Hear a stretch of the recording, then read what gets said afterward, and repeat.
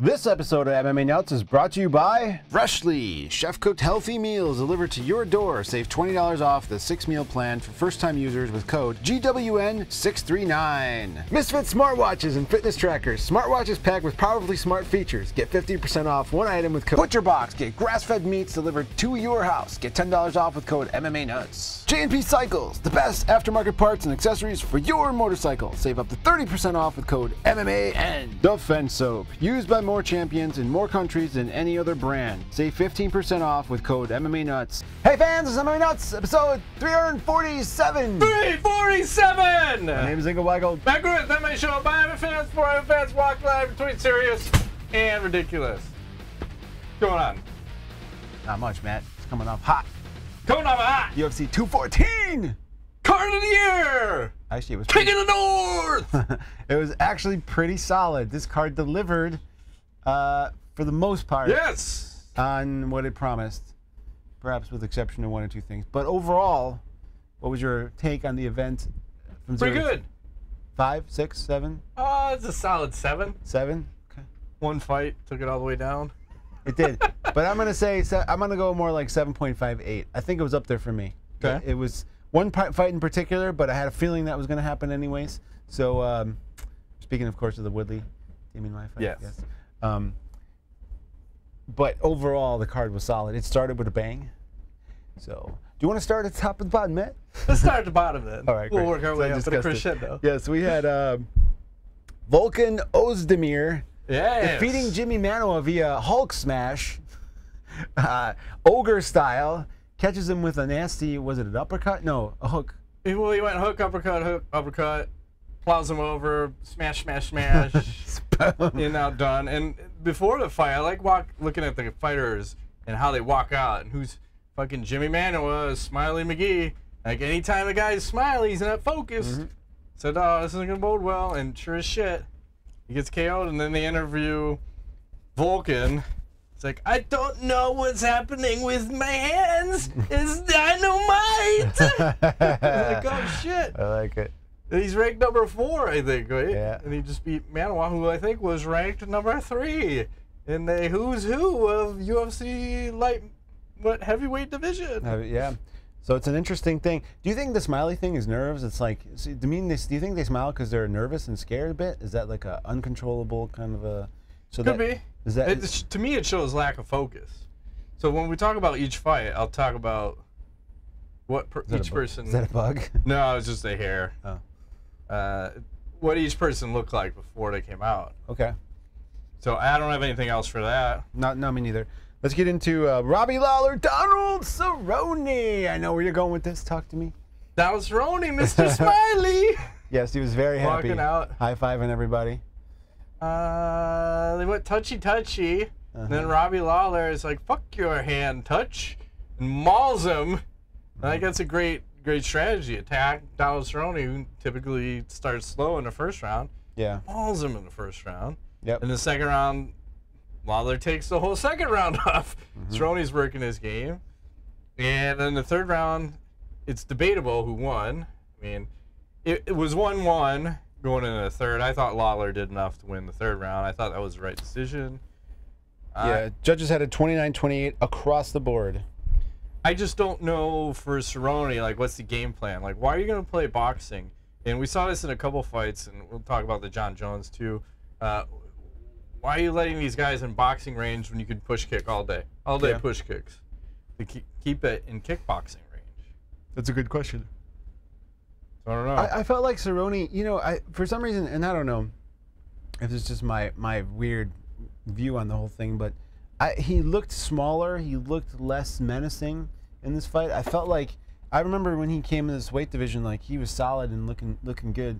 But I feel like something was off with him. Like, I don't know if he's got too many fights on his. I mean, he's like, is that why he's smiley? He's like taking a few too many. I don't know what the deal is, and he didn't. Rogan brought it up, like he was in a bad accident at some point, right? Had some gut problems, and he was saying that if they wonder, because he took some shots to the midsection, wondering if that's made him vulnerable now to the body shots and things, and because now he's had like some shit removed, like his guts were hanging out. So I don't know, like Cerrone, it's weird. He's such a he's like a head case when it comes to big fights. It's really hard for me to watch that because I think if we go back and look at it, most likely every fight he's had like a major chance to kind of make some headway towards the belt, he comes out like that, all smiley and weird, happy. But then other fights, he's real serious and you know, I don't know what to do with the guy. He needs like a head shrink or something. I think he might have had one for a while. I don't know if that was working, but I don't know. I feel bad for him. I love Cerrone, but it's sad. Yeah, I don't know what to do with the guy because 170 is right weight division for him. It is. I don't want to see him go back to 55. Nope. And I don't know who he fights next because I look at the matchups and he should probably be fighting someone in the lower tier, maybe not even top 10, maybe top 15. Okay. And for Lawler, what do you do with him? Yeah, Robbie's in a tough spot. Do you throw him back in a title shot against Woodley? Well, what about Cerrone and Demian Maia? That might work out. You like that one? Did they do that yet? No. No. I mean, that could work. Demian said he still wants to fight. Yeah, I can see that. If you want tough dudes, and Cerrone won't be afraid to go to the ground like other people. I'd like to see that actually. I mean, all right, let's do that. I'm a big fan of that. You know, why not? Sure. Well, let's move right along. Cris Cyborg, Tonya Evinger. He was trying to jinx a fight right off the bat. Oh, he was ready to kill me. He's like, if she loses, I'm gonna kill you. I'm like, you need to calm down, dude. Stop jinxing the woman. Okay. It's gonna be all right. He got very serious. Like, it was fun until I said she might lose, and he's like, oh yeah, I'm kicking your ass if she loses. Like, hey, easy. And then another friend, Marilyn, saying, Cyborg, I think she's gay. I think she's gay. Like, she's, I don't know what the polite way to say this, but she breaks dicks, lady. She's a dick breaker. She's not gay. Yeah. The other chick she's fighting is soccer mom Evinger here. Yeah. But you got to give Evinger credit. She took the fight on short notice. Yes. She's not the best physically looking woman. She probably needs to be down a weight class. Yeah, well, she was the 135-pound Invicta champ coming up on short notice to fight Cyborg. So credit to her for that. She's got a lot of freaking ability to take some punishment, though. I'll tell you that much. Yeah, and Cyborg said she wanted to get some work in.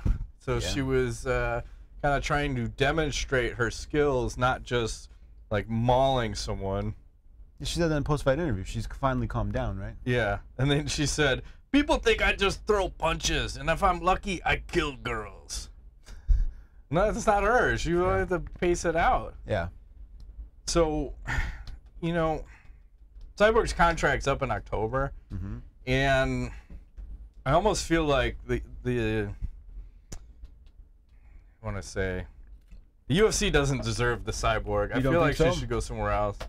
And I know that Dana White was talking about Holly Holm. Would you be interested if she stays in the UFC, a Holly Holm Cyborg match? I would like to see that. Well, do you think Holm will take that? Yeah, I think so. I think Holm's got enough skill to potentially make that a fight. I think her stand-up is technical enough. Now, the power difference is obviously huge, but Holm's not a small girl, so she might have a chance here if she uses effective technique to keep the Cyborg at distance with the push kick. That's right. Right? That's the theme of the night. The distance. Push kick. The distance. Keep her from mauling your ass. I don't know. I mean, what else are you going to do? It's either that or if Kat Zingano wants to move up. Yeah. I look at the UFC, I'm like, man, how did they drop the ball with Cyborg? They could have made her a champion so long ago. I mean, you had her, this is what, her third fight. The first two you did at 140 pounds. They could have easily done her first fight in the UFC at 145 for a title. And at that time, you could have still had, you know, Cyborg versus Ronda Rousey. You know, Cyborg's a 145-pound champ. Rousey's the 135. Let's do the super fight.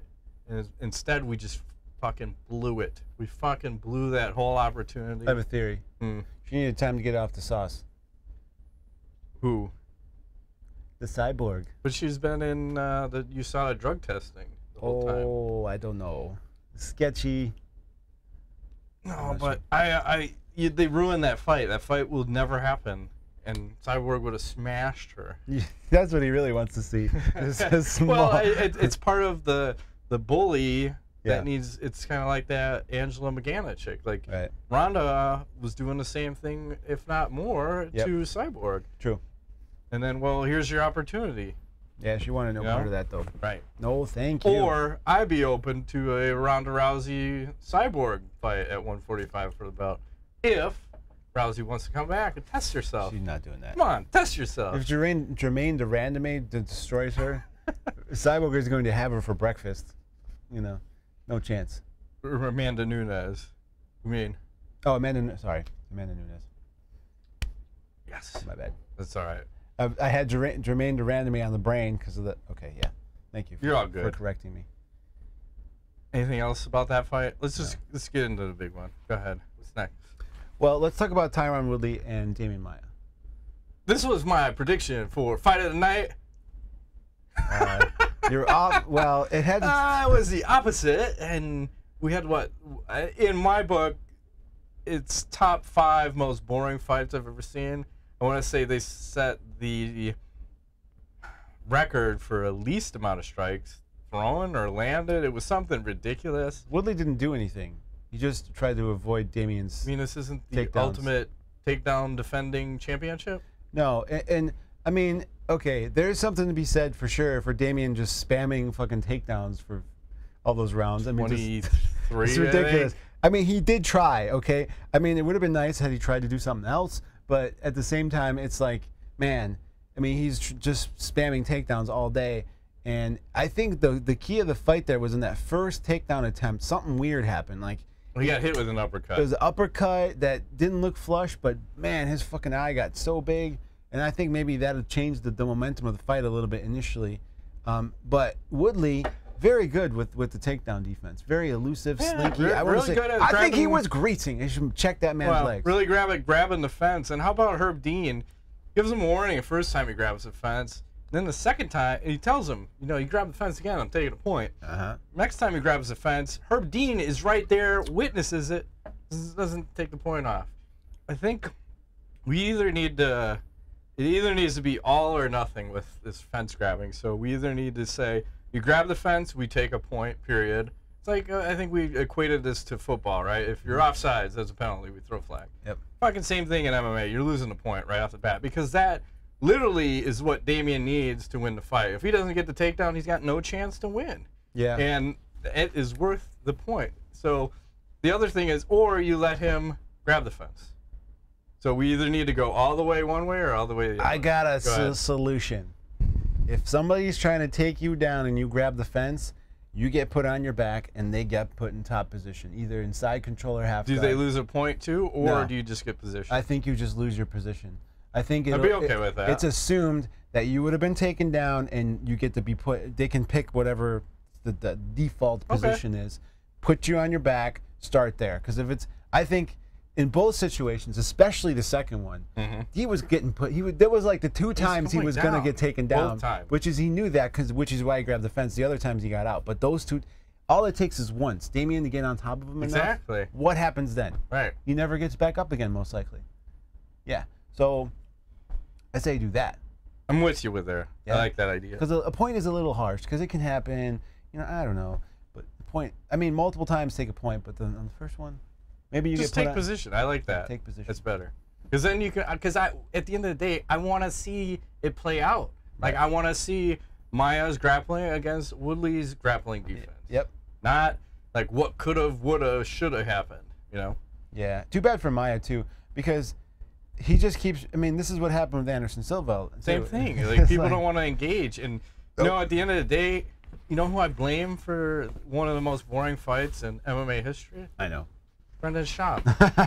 It's 100% Brendan Schaub's fault. Is it his fault? It's the Schaub shutdown. Okay. Remember we had that Metamoris match? Oh, yeah. And what did he do? Hey, I'm not going to engage. Look at me. I just shut you down. I'm the best jiu-jitsu player ever. Right? So now you have Tyron Woodley. He not only does he do the same fucking thing against Stephen Wonderboy Thompson, so I want to negate his striking, so I'm going to fight boring in 2 fights against him. And then against Maia, I'm just going to defend takedowns the whole fight and not be aggressive and not try to finish the guy. That's the problem I had. I felt that Woodley could have finished this fight at any point. Yep. And he chose not to. He was afraid. He didn't want to get too close.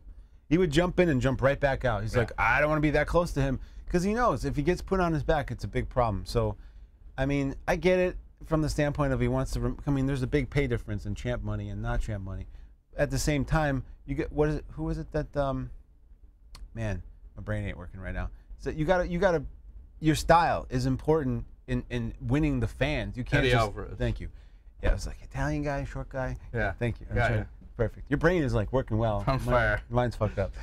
I need help. Can you help me with that? Yes, I can. Okay, great. Yeah, but he said the same thing, and Woodley, I think, is not getting that. He doesn't care. I think that's a bigger problem, is that he has no regard for the fans. He's and he didn't always fight like that. It's just since he became champion, it's like, I need to do whatever I need to do to win the fight. It's game plan over everything, and you can't be like that. So perfect example is winner of this fight is supposed to fight GSP. Not happening now. Nope. Because your fucking game plan was so boring that Dana White said, we're not doing that. Yeah. You don't get rewarded with this fight for putting on a fight where you're not fighting. That's the problem. Game plan the shit out of the fight and you're not fighting. Yeah. It's really hard to watch another Woodley fight. I don't want to pay for that shit. I just don't get it. Like, why is that belt so important to you over everything? The money's, man. But test yourself. What are you proving? Oh, you didn't get taken down. Big fucking deal. Big fucking deal. Try to finish the guy. That's what should be the goal of the fight. Finish your opponent. I agree with you. Can't argue that logic, Matt. Well, we'll see what happens with him. I mean, you might as well put him on UFC 215 with fucking Demetrius Johnson and oh wow, give him some of that pay-per-view cut. There you go. Shall we talk about the main event? Well, I still have some other thoughts on this fight. Okay. Before we move on. And what's with the stupid beard on Woodley too? Remember he had that like patch where it doesn't connect? It's a thing, Matt. It's all the Is rage. it a thing? Do I need to start trimming mine down lower? Maybe. The bald head? Maybe you should. It's a thing. I feel like you could rock that. You can do the you can put the lines in it through your beard. True. You know what I mean? You've seen that? Something like that. Put it in my eyebrows like no ice. Oh yeah. And how about the crowd chanting, boring? Yeah. They all had their cell phones out and they're doing weird shit. Weird. I've never seen that. Posted out. Like, they're gonna probably ban cell phones after this because I was getting a little disoriented. What was the I don't get the cell phone business though. I don't know. Like, I guess one person just started doing it, and then someone else on the other side of the arena started doing it, and everybody started doing like weird circles with their phones, and then it made everything look. It was weird. Yeah. I think they were doing the wave at one point during the fight. They were bored. Like. Oh yeah. Like, what happened? So. Something fun. For Woodley, is the next thing for him to retire as the greatest welterweight of all time? He says he's the greatest. Can't deny the man. Nope. He's got three title defenses? He really knows how to win over the crowd. That's for sure. That's what you want. He's so charismatic. Are you not entertained? I think not so much. That'll be sweet. I was just thinking about this right this second. I'm like, dude, what if this dude is playing us and he's just gonna go full heel on everybody and just start destroying people, coming out guns blazing, fuck everybody, just like goes completely nuts. That'd be awesome. It would be. It's not gonna happen. Like he used to. Like they show all his highlights. It's like him blasting people into oblivion. Oh, he can do it. He's got a lot of athletic. Just refuses to do it. Power and striking, but yeah, well. It's unfortunate. So, and I don't know. Maybe that's that Lawler fight. Who knows what's next? And then for Maia, he was saying, well, they just approved like 165 and 175 pound divisions. He'd be open to going to one of those, but then Dana White said, I am not adding any more weight classes. Weight classes are what they are. Like, that kind of sucks. Especially, like, I would like to see the 55, a 65, a 75, and 85. To make more sense. Yeah. So you don't have guys that have to go 155 and 170 and 170 to 185. Close that gap a little. I think that's all I got.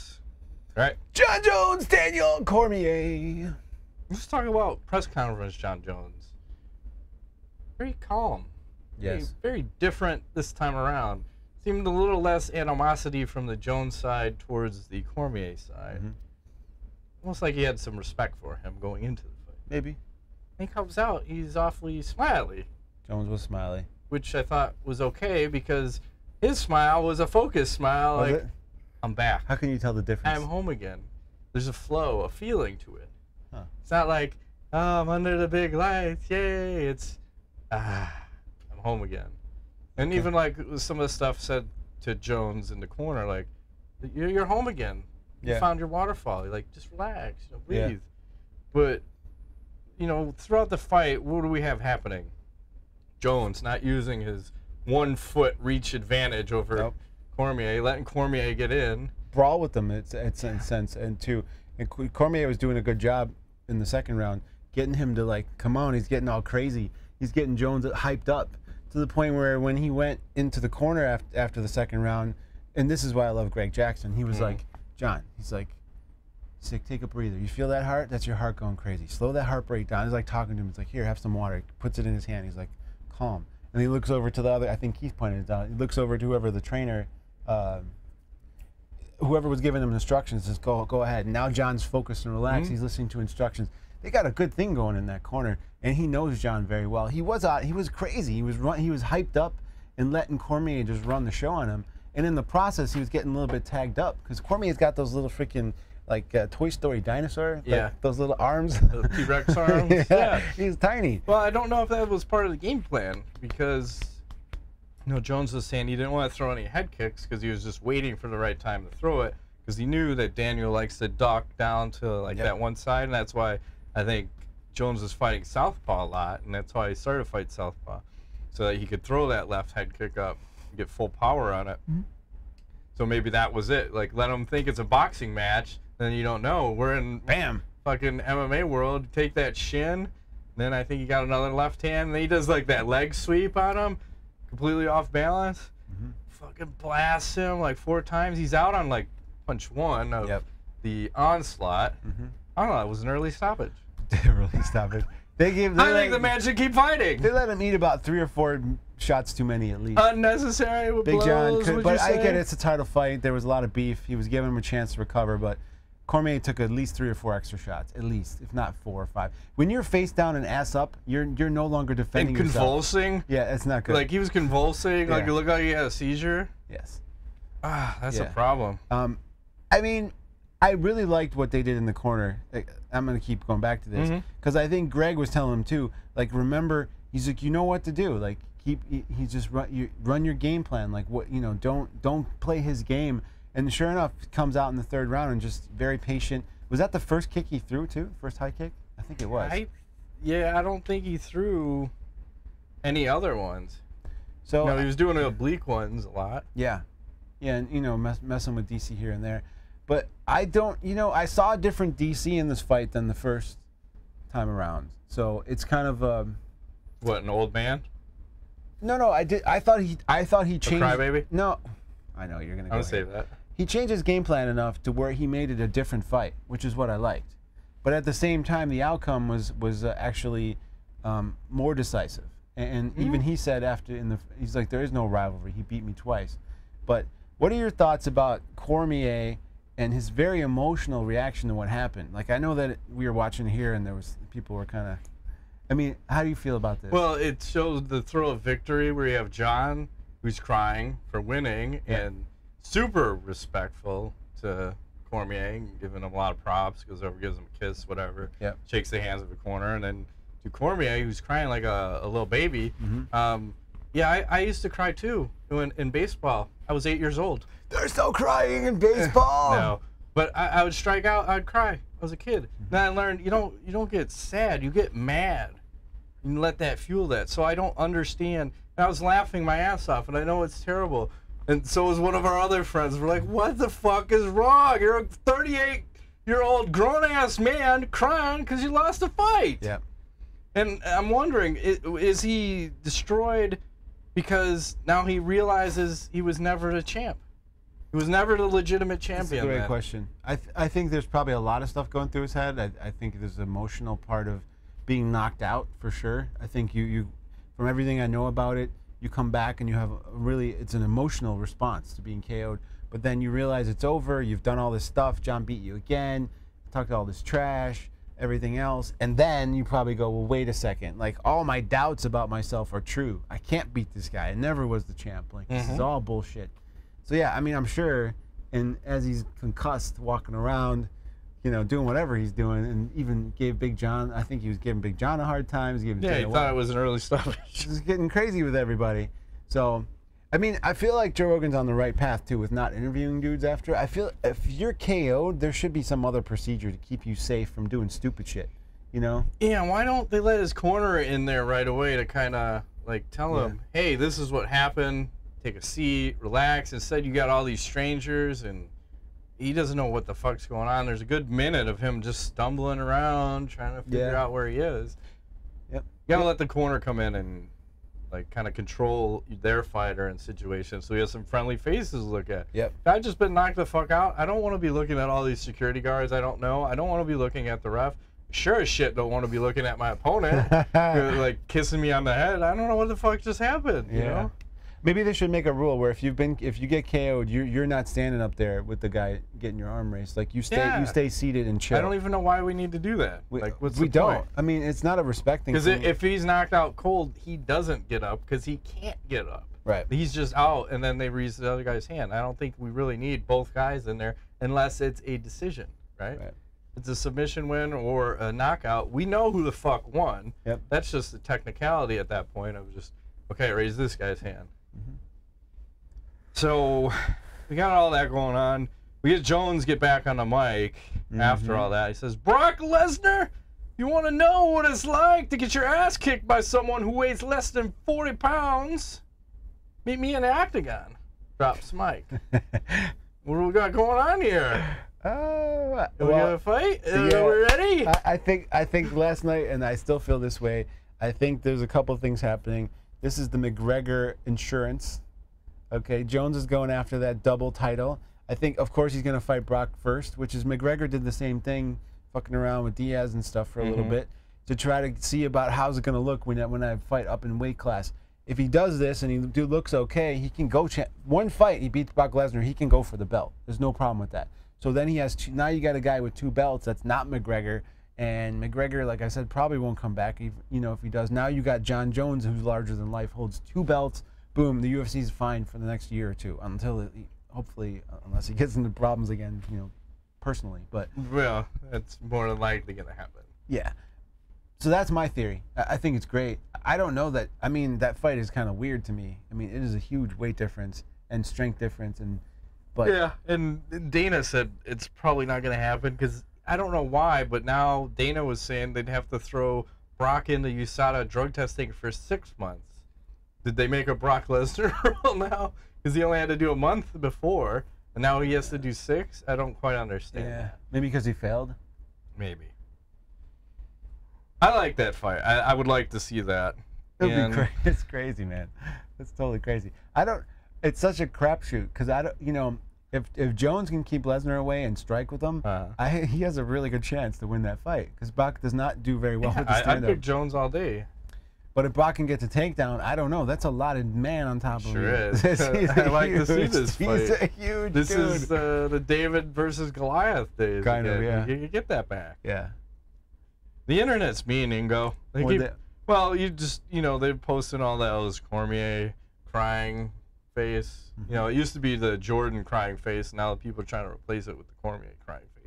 Can't the man just cry? Can't people just leave him alone? You said he's not allowed to. I agree. I'm just posing the question. I'm okay with him crying. I'm cool with it. I'm not. He's an emotional man. What are you gonna do? He's sensitive. He's got feelings, man. We all have feelings, but I would rather you Forrest Griffin that shit and run out of the octagon. Stuff him in there. Yes. Don't let those feelings come out inside. That's swallow right. that shit for years until it builds and the anger comes out. That's right. Just want to kill everybody. That's right. You gotta manifest That's a man. it. Manifest it into anger. Okay, that's good. That's one way to go about it. Yeah, it always is. And when we're talking about Jon Jones, when he's doing all his post-fight interviews, do you think he's being real and sincere at that point? I'm wanting to believe he is. I know you looked at me last night. You're like, see, he's like, what do you think? I don't know. I'm having a hard time buying it, but there are glimpses I see of like, wow, like maybe he has really changed. Like he's become a different person, and I want to believe that he has. I know that he's had a hard road, and there's been a lot of stuff, and people can change. I hope so, because without a doubt, I think he's the greatest MMA fighter ever. I mean, right? It's hard to say that he's not, and especially if he keeps his shit together. I mean, who can you put up there? McGregor? Okay, sure, he's in the picture, but Look at Jon. Look at how many people he's destroyed that are not out of their prime, that are had belts at I mean, he's freaking choked Machida unconscious and left him for dead. It's like, bam, see you later. Shogun. I mean, he's beat everybody. Yeah, I think he's on the list. I forgot there was one other fighter, but he's beat 6 current or former champions. And how about him being away for 2 years and coming back and then be able to beat the guy they decisioned last time? He comes back and he finishes him. 2-year layoff, looked as good, if not better than before. Yeah. Obviously not the striking defense he wanted to have. He took some shots, but finished Cormier and wasn't able to do that the last time. Yeah. Looking back on last night, I think, too, that his weird performance in the first parts of he's probably a lot of nerves involved in the parts of the fight and just didn't feel comfortable. Like, he didn't look 100% like Jon Jones. He looked more like the OSP Jon Jones than the Jon Jones that destroyed everybody. But this is a good way for him to kind of build that. I just hope he stops fucking around and really gets serious. Because I think he's in that neighborhood of where they're going to have a hard time fighting fights for him. That's why he wants to go to heavyweight. He's like, I already beat all these fools. Well, he wants to make the money, and if you go to heavyweight, the only person you can fight to make that money is the Brock Lesnar. Because they asked him, well, what about Stipe? He's like, nobody knows who the guy is. He's like, no, I'm not being disrespectful, but really, guy walks around on the street, nobody knows who he is. Right. He makes a good point. And he's like, stylistically, I don't like that matchup for a way. No, it's not good for him. This big, strong Eastern European guy that can knock you out. Yeah, not good. But at 205, I mean, there is no big fight for him at 205 either. No, because that division's so thin. Unless Rumble gets the itch to come back, that could be an interesting fight. Yep. We never got to see that one. I mean, out of anybody at 205, that would be the fight.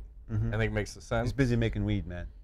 He said he might get the itch after the results of this fight. I haven't got an update on that. I don't know if he wants it, but he's not gonna stay away for too long. Nah. I think you gotta strike while that iron is hot, and Brock Lesnar is the iron right now. You gotta get it. Yeah. I concur. And next for Cormier, he's got to move up to heavyweight. Yeah. And I think we can't be at 205 anymore. As long as Jon Jones is there, you're never gonna get the belt. Jon's going to heavyweight. Jon's gonna be in both divisions. I know. It's like he's gonna get him again at heavyweight. It's a nightmare. Cormier's gonna end up like jumping off a building. Like sucking his thumb. It'll all work out. You think they'll be friends after this? Jon has no problem being friends. Sure. It's Cormier. He holds a lot of hate. A lot of hate.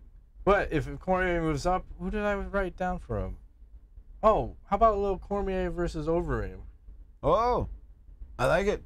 Mr. I don't want to engage in a fight. Well, Daniel Cormier will make you engage. I think you could throw him around pretty good. I know he will. That'd be nice. And then that could set up your true contender if Cormier could win to fight Miocic. Okay. We got to mix things up. I don't think he gets Cormier the heavyweight belt and Jon beats his ass at heavyweight for the title. Well, then you set up a super fight. Like, bitch, I already beat you twice. I want to go up at heavyweight and take your belt. Jon, don't do it. Come on, Jon. Don't take my belt, please.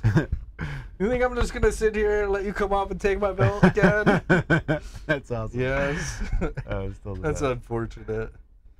I find it weird. Like, I wonder these guys who have this kind of weird rivalry, when 5 or 10 years go by, do they look back and they go like, wow, we were a bunch of idiots? Yeah, I'm sure. It's like, look how stupid. But they might be so retarded by that point from all the blows that they've absorbed that.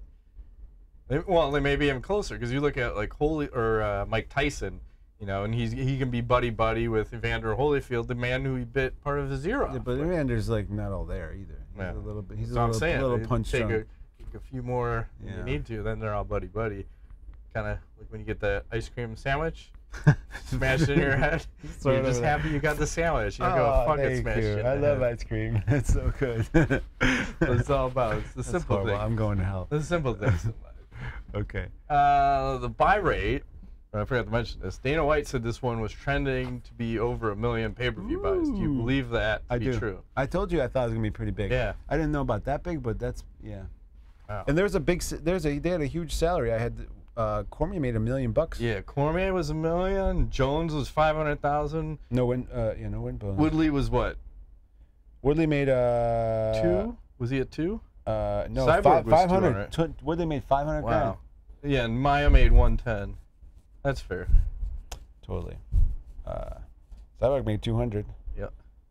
Evinger. And then who was that other guy? The Volkan Oezdemir got 110, which includes a $30,000 win bonus. So he gets the same amount as Demian Maia. Yeah, Demian's had about 1 million fights in UFC. Yep.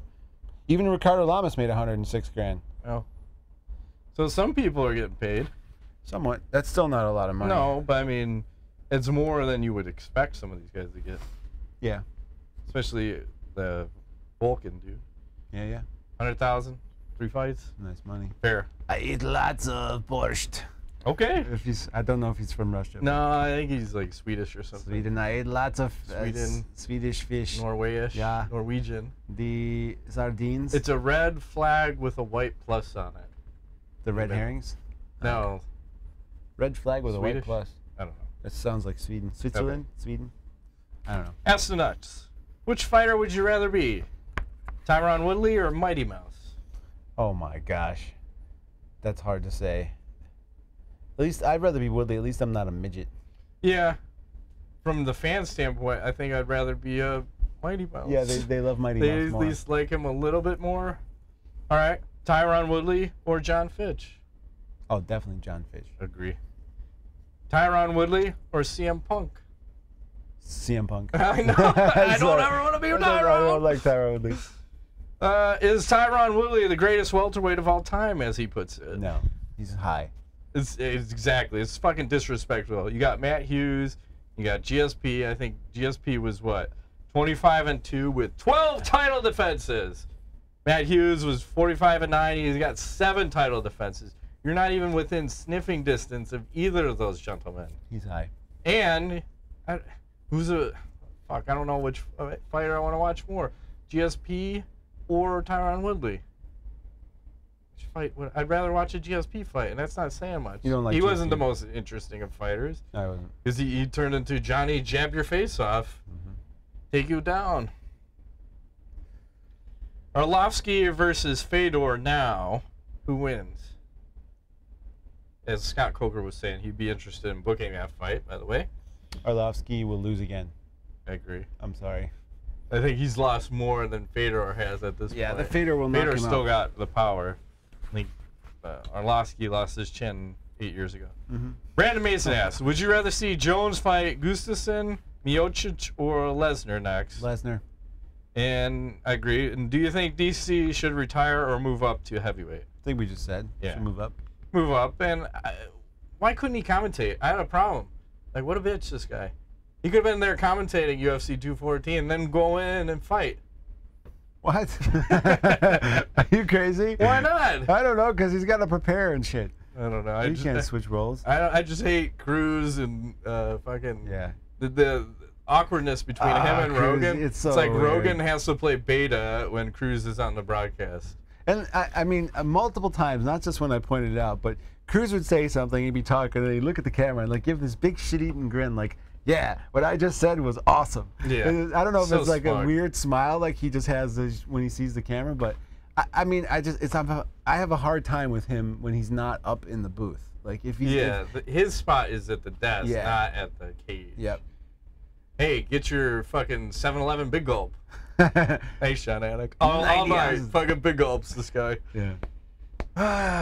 Michael Brooks asks, as much as I don't like Jon Jones, I'm glad he won for 2 reasons. 1, feels like the right guy has the belt now. And 2, I don't think I could have handled another Jones versus DC buildup. Thank you. Do you guys feel the same or have different feelings about it all? Yeah, I'm fine with it. I didn't want to see a number 3. No.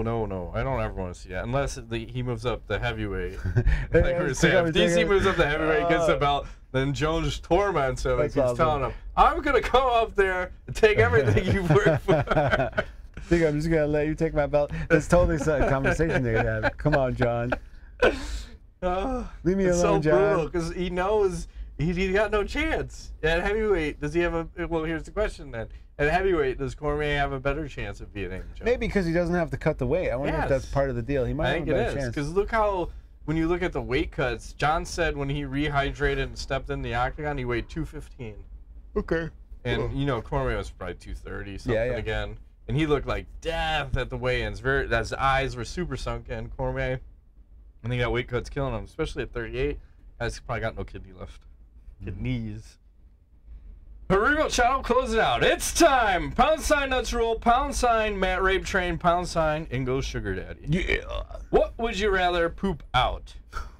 400,000 gallons of mayonnaise or 1 shuriken, which is a ninja star. I'll do the mayonnaise. 400,000 gallons. That's so much how mayonnaise. How long are to be shitting? It's about approximately 3.5 years. 400,000 gallons. Oh. Because a gallon weighs what, like 8 pounds? Would that be painful?